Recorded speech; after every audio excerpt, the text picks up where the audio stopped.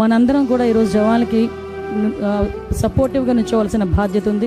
ఆ 26 మంది ఎవరైతే యాత్రికులు చనిపోయారో వాళ్ళకి ఘన నివాళులు అర్పిస్తూ, అదేవిధంగా ఈరోజు ఎవరైతే మనకు సైనికుడు మురళీ నాయక్ చనిపోయారో ఆ మురళీ నాయక్ నిజంగా ఆ ఒక్క విషయం చెప్పి నేను ముగిస్తానండి. నిన్న మా మంత్రి గారికి ఫోన్ చేశాను. ఏంటమ్మా ఎంతమంది పిల్లలంట ఆ కుటుంబానికి అంటే, ఒకే ఒక్కడు 23 సంవత్సరాలు, ఇంకా ఆడపిల్లలు కూడా లేరు. ఒకే ఒక్కడిని తీసుకెళ్లి సైన్యంలో చేర్చిందా ఆవిడ అని అడిగాను. వాడు నేను చేరిస్తే సైన్యంలోనే చేరతాను, నేను సైన్యంలోనే చనిపోతాను ఫస్ట్ నుంచి మాట్లాడేవాడటమ్మా అని ఆ మంత్రి కూడా, నాకు సవితమ్మ మంత్రి కూడా చెప్పడం జరిగింది. అంటే ఎంతమంది దేశభక్తులు ఉన్నారో ఈరోజు మనందరం కూడా చూడొచ్చు.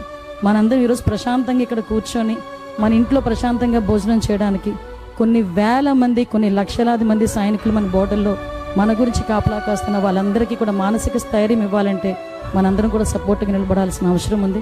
దానికి మీరందరూ ముందుంటారని మనస్ఫూర్తిగా కోరుకుంటూ, ఇప్పుడే ఒక మంచి వార్త కూడా విన్నాం. ఇప్పుడే ఈ కాల్పులు కూడా విరమణ జరిగినట్టుగా అనిపించింది.